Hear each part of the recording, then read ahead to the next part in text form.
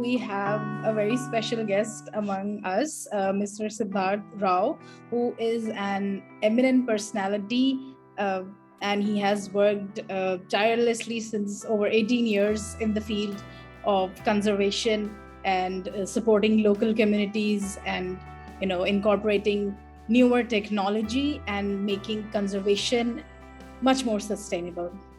So he has many famous and successful projects in his credentials, but one of them which I think is really commendable is the Kalpivali Community Area Conservation Project. So I wholeheartedly welcome you, sir, and I hope we have a wonderful session ahead. Starting off, I would we would really love to know a little bit more about your background and your work, and in what field you have worked, and like what future prospects do you wish to continue with. So over to you, sir. Okay, thank you very much. Thanks, Ikra. That was a little too flattering an introduction. I'm part of larger groups, and I work with a lot of other people, and I'm a small part in this. And I think I have been working with conservation and with wildlife conservation, nature conservation, and with rural development for a while now. So I started off pretty young, at 18, 19, getting interested in these issues and apprenticing and working either with wildlife conservation research, things like that, or with issues of rural development.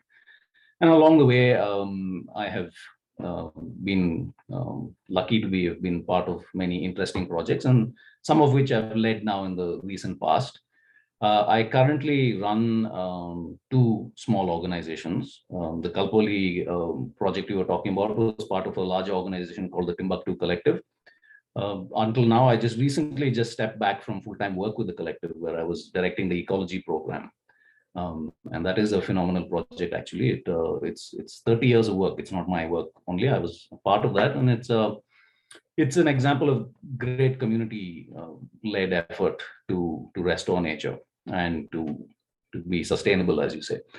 Right now, I work with the organization called the Adavi Trust, and I've just started a small restoration company called ILA, which is working on restoring landscapes and land.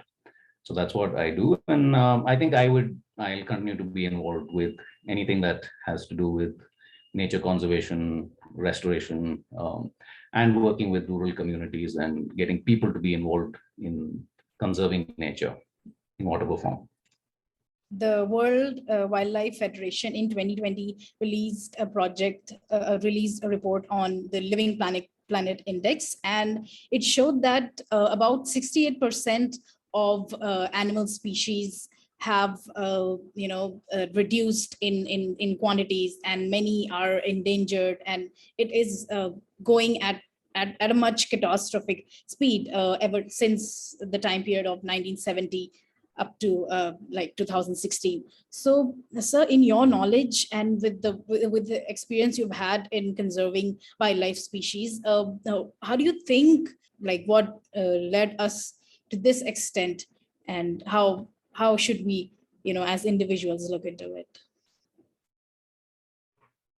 Yeah, that's interesting. I mean, right now this report has come out, or it's getting some attention, and but this is not something new.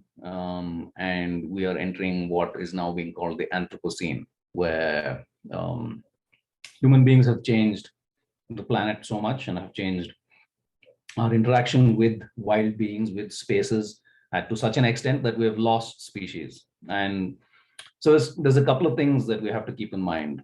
One is people have always interacted with the environment. So this concept of wilderness, where there is wild spaces and there are no humans, is actually not true.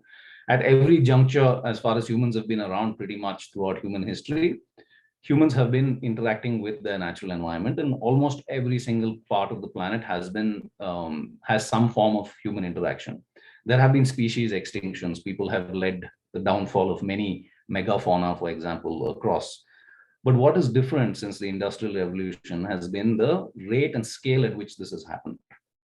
So yes, there have been communities which have overfished, overhunted, or overexploited, but the impact on the scale of that was usually relatively low, or wasn't worldwide. So now, with our new globalized way of living and our consumptive patterns, what has really happened is that it has completely become a widespread phenomena. And so, I mean, the statistics are really quite crazy and shocking.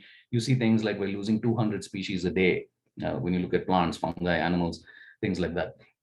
So you're seeing really a reduction in, so this report that you're talking about, you're seeing a reduction. So they've looked at, basically they've studied, say, 20,000 populations of animals across time. So they've looked at 40 years of data.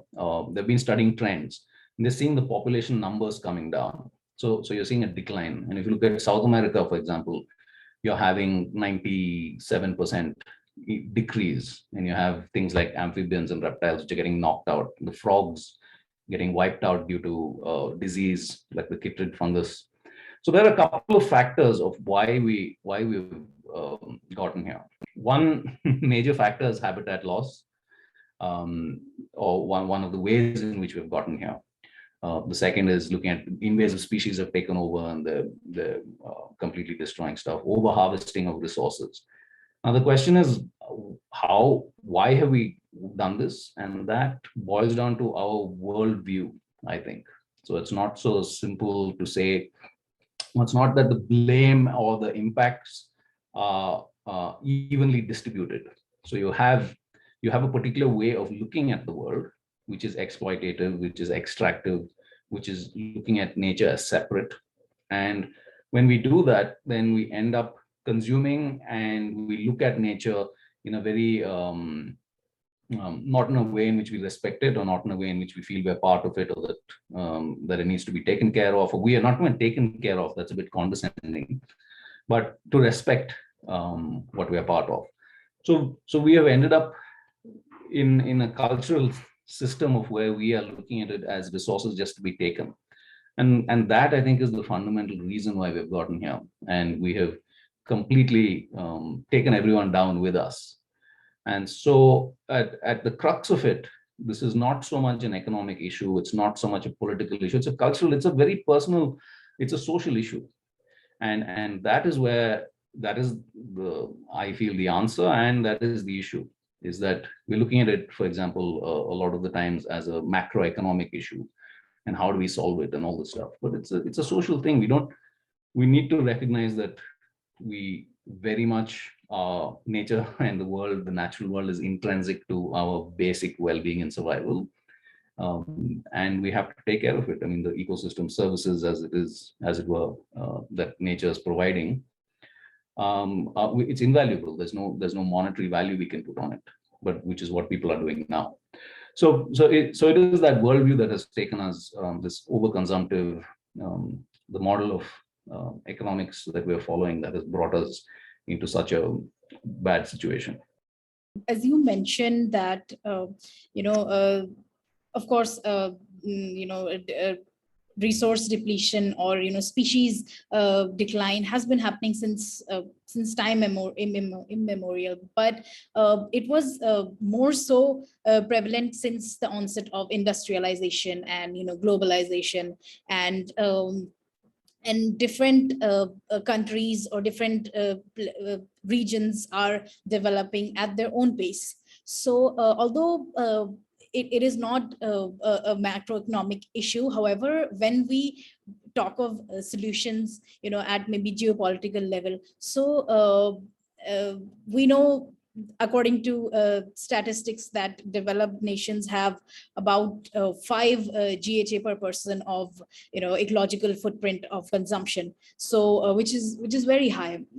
But developing nations, on the other hand, have still about 1.6 GHA per person, which when we see when we see the condition in India, how rapidly species are declining, and they're falling under the blanket of threat more and more. So this number really does not sort of give justice to it. We are we are developing in a way that is not uh, going hand in hand with our environment. So what do you think should be a sort of a lesson that we should learn, and we should keep in mind, since we are a developing nation, and what things we should keep in mind to carry out a sustainable and sort of environmental friendly way of development, if you will? Yeah, that's an interesting question. I mean, it boils down again, no, to this thing of who's responsible, who has led us here, what has led us here, kind of thing, and it can get quite messy when we look at it at a larger scale, or at a nation scale, at the scale of nations. But what's interesting, so there's one thing which is now we're narrowing everything down to carbon. You're narrowing everything down to greenhouse gases, and that's being used as an indicator of other things. So that's not really a good indicator of species loss, for example. So one is the way in which we're actually even monitoring this is flawed. To look at just carbon and look at just your impact, your greenhouse, your carbon footprint is a flawed way to even start looking at the problem, because that lets you circumvent a whole bunch of stuff. So that in itself has got a lot of issues. Having said that, of course, it's important in terms of how much emission you're putting out there is an important factor, and how you reduce that is an important factor. And different people or different communities are responsible at different scales and different levels for this.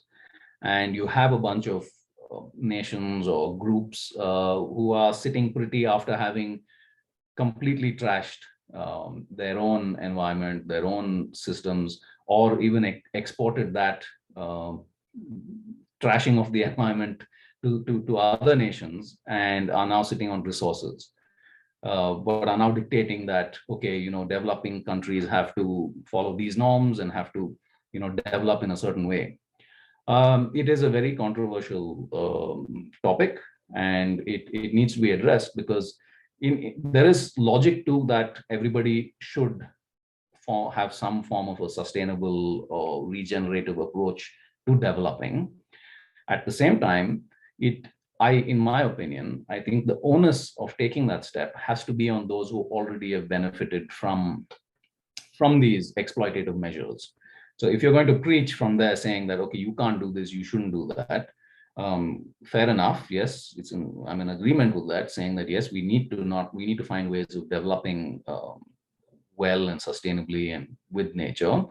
How do we do that, and who's going to take that initiative? So you can't actually have the poorest of the poor, or the most marginalized again taking the brunt, and again taking the onus and the responsibility for something that someone else is benefiting of.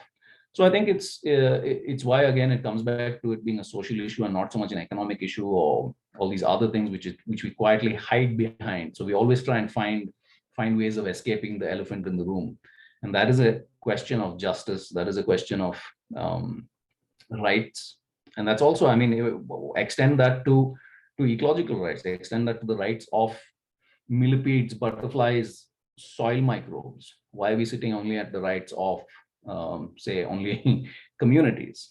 So when we look at that, and we look at intrinsic values of even nature, then we have to ask ourselves, what does it mean to develop, and how do we develop? And so there is a particular model that we are all trying to follow and ape, and that model is leading us down a very slippery slope. You take any example in the country. So I'm right now in Mysore, and right next to me is Coorg, the district of Coorg, one of India's best coffee growing regions, right? Beautiful place. Everyone loves to go there. What's been happening in the district of Coorg? Landslides, excessive rain and landslides. People are, I mean, literally the mountains are falling, the hills are falling. This pristine paradise, as it was, is sliding away. And how is that happening? That's because we're following this model of development where you build, and put more infrastructure, and you don't put back into nature. You don't respect the natural world, and so we end up there. And these are the models that have been showcased, and everybody is now getting on that bandwagon, whether it's Africa or Asia or all the so-called less developed nations.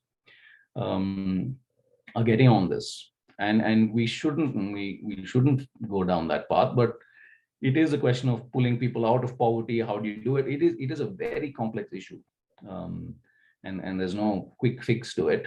But the short and simple answer is we have to find alternatives, and there are alternatives. There are ways of putting power back into rural communities, or putting or decentralizing a lot of things. There are answers to these.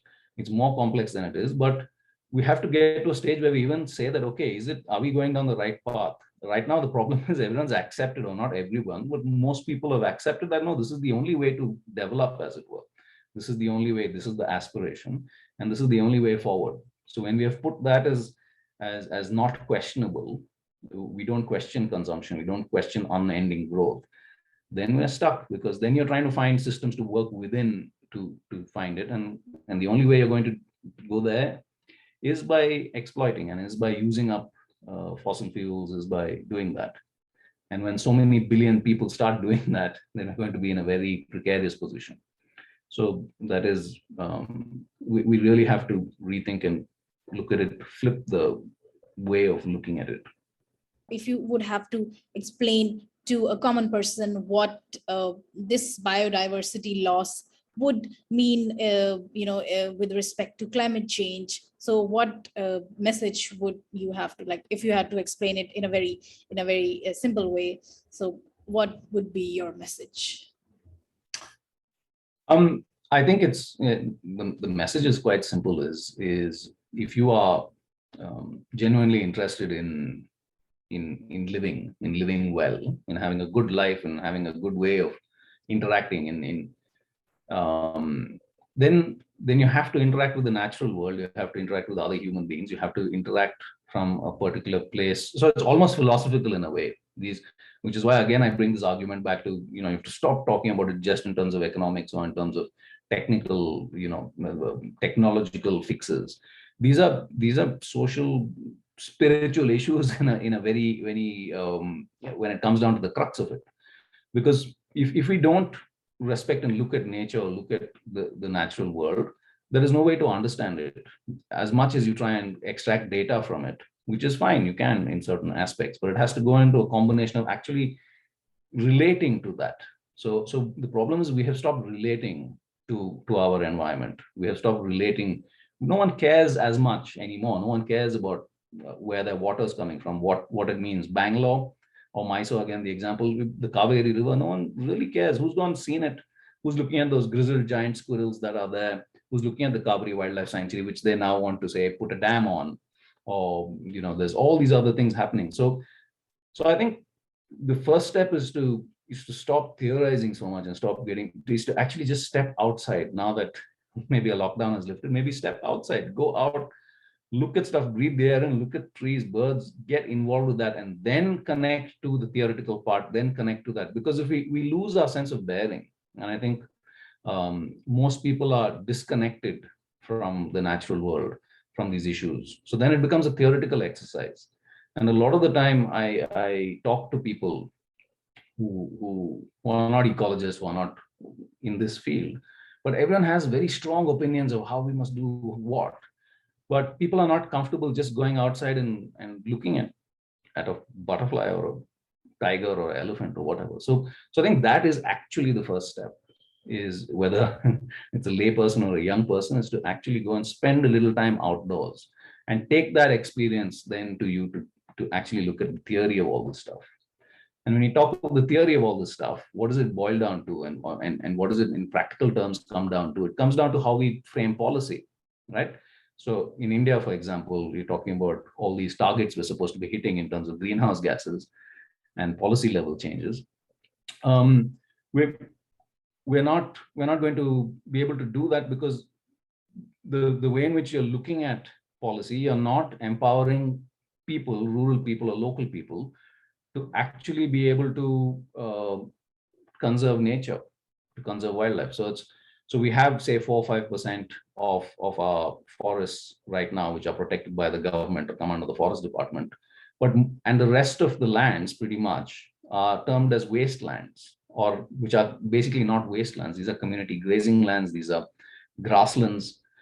So until we are able to, at a policy level, shift our way of looking at land, looking at nature, and not commodifying it, we're going to have an issue. And until we are not able to look at trust that people will take care of their own resources and people will want to be part of this, we're going to have an issue. So at a policy level, we need to be able to allow rural communities, people on the ground, to be able to take care of their nature and wildlife and ecosystem and trees and rivers, which people want to do, because people are not stupid.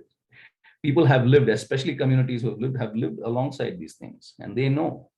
The point is there's very little option for them. You have always lived around nature, and you have worked incessantly towards conserving it, and you've also spent a lot of time with local communities and indigenous people who have been living for centuries in forests and have a very beautiful symbiotic relationship with it, which I think personally is the only right way to live. So, sir, can you talk about, can you throw some light on the communities that you have worked with and what kind of work you did with them, and, just sort of the acknowledgement that they deserve, they should be getting? Again, so things are complex, right? Generally, especially when you go deeper into any subject, it's complex. So we also have to be careful a little bit of romanticizing indigenous communities or local communities. So I don't want to be on either end where we're villainizing it or romanticizing it. But what's happening in today's narrative is that rural communities, indigenous communities are not brought on board and are not taken, are being vilified in a way, are being seen as people who don't understand how life works, who don't understand how relationships work, who don't understand how nature works, who don't respect and respond to it. And that's not true. So I think it is the right moment to say that, listen, so for example, if you just take a very simple thing, where this policy is being dictated, is anyone actually asking indigenous leaders, community members, what their opinion is? How do you conserve wildlife and biodiversity? No, there are city folk, there are people like me who are giving advice here, and I'm still a grassroots person. There are people sitting in fancy swanky offices somewhere dictating some policy, and not the person who actually knows how to deal with an elephant or with a river, who actually has a relationship with that. So it's true, we do need to, so the communities who live alongside nature have ways, and without romanticizing it, they're also very exploitative at times, and they can be, and their communities have also taken a beating, and they've, in the way that they've been decimated by our worldview, our culture of looking at the world. It's been corrupted and decimated for centuries. I mean, there are almost no communities who live that closely anymore. But still, if you look at any of the communities, whether it's central India, you look at the Gonds and the Baigas, or you look at the Kanis of the southern Western Ghats, or you look, so all the indigenous people have a very close link with the land, with the forest, with the rivers, with the grasslands, and that way of living truly does have a lot to teach us. Now, whether that is the only way to live or that is the way to survive, I don't think most people will be able to do that to start with or even enjoy that. But what happens is, because people say, oh, that's regressive, that's old, we can't do that, you also throw out any learnings, any knowledge, anything you can learn from communities. And they have survived for thousands, tens of thousands of years alongside their resources, as we term it, and have done a lot of stuff. Yes, there are issues. There are a bunch of arguments, counter arguments to that. But the simple point is, we don't acknowledge that people have managed to live alongside other beings, other creatures. Biligiri Rangana Temple Wildlife Sanctuary, BR Hills in Karnataka, is a great example of where you have Soliga indigenous communities living in a forest area alongside tigers. And tiger numbers keep going up and have gone up, and the forest does well. And the indigenous community is there, they're inside the forest, and they have been a huge part of taking care of it. It's when you alienate them and you say it's not your forest anymore, it's not your resource anymore, That's when they're like, okay, fine, it's not us, it's some government departments, and then there's conflict arises. It's quite simple. As soon as you allow people to take ownership and be part of a process, people take ownership and be part of the process. We have to have that basic trust and um, of looking at it and find solutions to people. We're not able to provide optimal solutions. So I think a lot of communities, basically communities who live alongside nature and who have a lot to teach us. And I think we need to really look at that. And then, of course, there are people in other communities who are not necessarily indigenous. There's a lot of there is a lot of wisdom there. There's a lot of mess as well. Okay, it's not that they're just living in harmony and all that. A lot of people want to just burn things down, chop trees down, kill wildlife. All that also happens.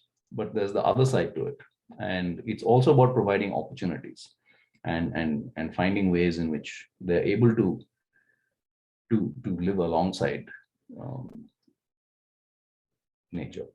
As someone being from a background in geography and environmental sciences myself, I've always been really curious of opportunities for youth and employment options for people of just fresh out of our education, in this green economy market. If you're a young person and you're interested in doing something in terms of nature conservation or sustainability, I think it's very important to go to grassroots level first. And I know it may not be very appealing to a lot of people, but I think there's a lot of value in that. There's value in actually understanding the subjects and of what you're talking about. So I wouldn't personally, I don't recommend. I mean, there is enough and more companies and startups and all these things offering. So for example, there's windmill companies or solar companies, and everyone calls that green and part of the green economy. And I completely disagree with that. I think it's largely hogwash and largely another form of where capitalism is just finding new ways of making profit under the guise of, there are of course certain things which are done with well-intentioned ways, but the larger scale projects are usually just profit oriented. And so the whole green goes out of the window. And what does it really mean to develop and to be green? And so as a young person, if you're interested in these issues, because it's so complex, and because as long as there's profit to be made, there will be people to con you into thinking there are certain ways of doing it and what the narrative is.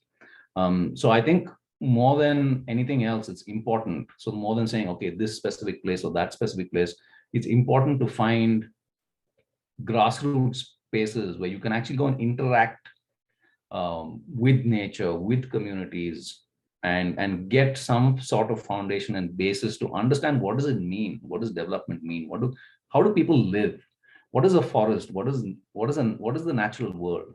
So if you are able to think for yourself and develop those skill sets, or even spend a year or two minimum on doing that, then I think you stand a chance of actually trying to understand and get into it. Because otherwise you just get bashed sideways, pulled into something, and then you don't have a grassroots ground-based understanding.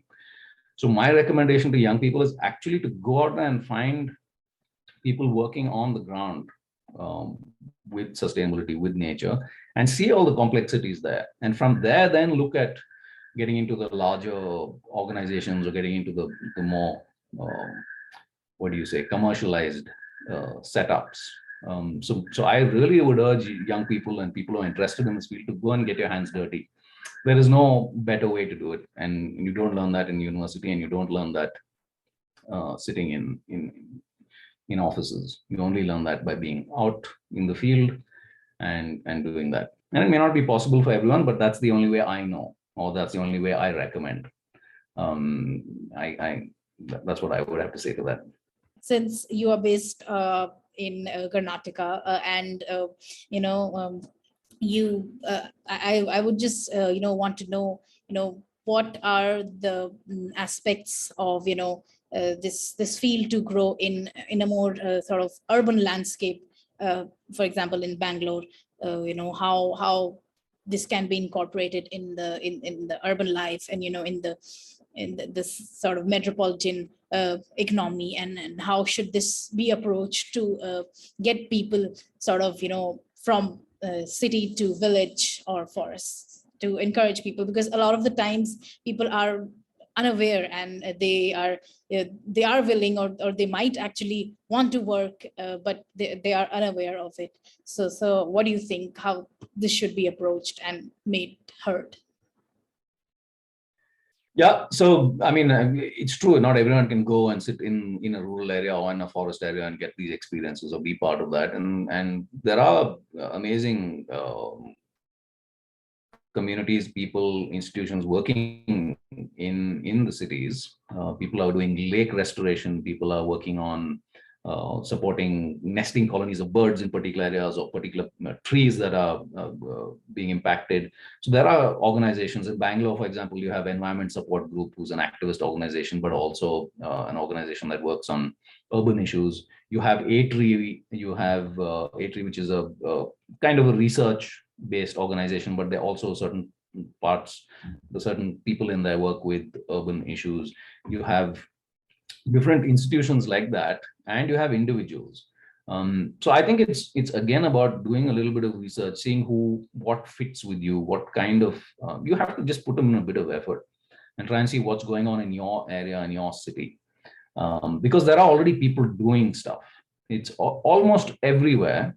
There is somebody or the other being involved who said, okay, you know what, we can do a better job of, instead of just having concrete jungles, let's find ways to do something about this. And so people have taken initiatives, and there are, so in your area, in your city, in your town, reach out and find out who's doing what. So people are either working on doing environment education programs, or they're looking at how do you make your own apartment complexes greener. There's somebody doing something, and so you have to start. So my advice is, whatever time, effort, energy you have, and interest, it's about going and starting. And now we have the internet, so so there's so much information out there. It's not that there isn't information. When there was no internet and you wanted to start as a young person, you literally needed the contacts. You needed to go, you needed to find, you need to get an appointment with someone, someone had to know someone. Now it's much easier. So I think it's just about starting and finding out and going for it, and spend some time, effort, energy, and do it. And I think it'll be totally fine. It's about interest levels and whether we really are keen on pushing ourselves out of our comfort zone to do something, or to get involved. It boils down to that. Concluding this session, the takeaway message that you would give to, as a sort of policy measure for, the developmental trajectory for India, because especially now, since we have received the red alert of climate, every nation is, sort of actually rushing towards adopting renewable energy and more sustainable methods of development. So, and I mean, India is very resource rich, and we have the treasure of, natural resources that probably we don't even realize. So what is the key thing that needs to be kept in mind in terms of policy and administrative level decisions while we are on this journey of, sort of achieving more sustainability? Well, boil down to something I was saying earlier again, and it we're headed down a very slippery slope, because right now, what is green and what is sustainable and what is renewable, I think is very contentious and needs to be questioned. So what is being called as renewable or green are things like windmills, solar plants, and these things, which are not. If you actually audit and look at how they are, they're not that green. And the way in which they're implemented at large scales. So for example, solar, if you had rooftop solar, is very different from having thousands of acres of solar parks on wolf habitat and on grasslands where you've just thrown out a bunch of shepherds and completely degraded a grassland over 10,000 acres. It's very different from saying everybody in the city should have, some form of renewable energy there. So it's the way policies are framed. Second is, again, going back to empower communities to take charge of their resources. If you want to achieve any of these targets, if you want to do that, I think that is important.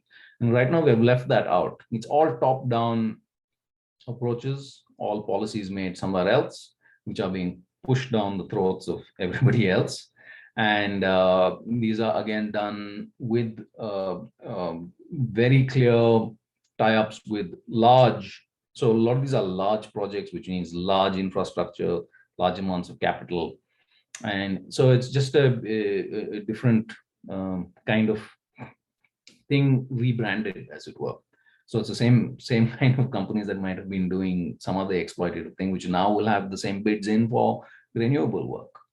So are we really being renewable? Is that the way forward? So I think at the policy level, there needs to be some real consultation with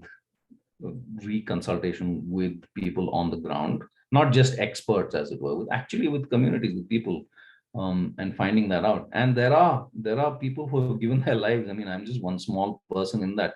There are people who have spent 40 years, 50 years, people who have really done work, who know their subjects, who need to be consulted and are not getting consulted. They're completely getting left out of anything. There are communities who have lived. Who's asking and who's talking to them? Nobody is. We're making policy based on something else. So it needs a total revamp. Controlling of resources. Right now, it's controlled by the government, by the forest department is controlling, and is supposed to be protecting our nature, right? Our forests. Anything outside of that is not protected. 80% of your wildlife is running around. Is running around in the rest of outside of protected areas. It's not in zones. So what are we talking about? The grasslands are not even considered a category. They're called wastelands. These are policy level changes that have to be made. Communities are not allowed. There's no framework for communities to actually say, hey, listen, we want to protect our lands. We want to find ways to increase biodiversity. You can term it what you want. You can say, increase carbon storage. There is no framework for that. There is no policy level framework for that. So we need to reframe the way in which we empower people to contribute to this, to ensure that. So that's the real policy level change. It needs a complete revamp of the way in which we look at it. Okay, so thank you, sir. It was an amazing session. It was so lovely talking to you. And like I said, having a background in earth sciences myself, I was especially intrigued, and I got to know some really eye-opening facts, especially about how you said that renewable energy sector can actually hide in the background of capitalization and the same level of exploiting exploitative industry. So it was really enlightening talking to you, and thank you for your time. And I hope everyone who gets to read our newsletter and gets enlightened by your words and gets inspired to do something. Thank you. Thank you. Thanks for having me. And you're being too kind and a bit too saying it's not. I don't know. And yeah. So it's very kind of you to say all those things. I really do hope that people would think about it a bit more. My point is, maybe it's a bit provocative, but my point is that we need to think. We need to not accept things for granted, and get involved. And once you start getting involved, you see the complexities, you see the beauty of nature, you see a whole bunch of things, and that's the only way there is to go about doing this. So thanks for having me, and hopefully more soon.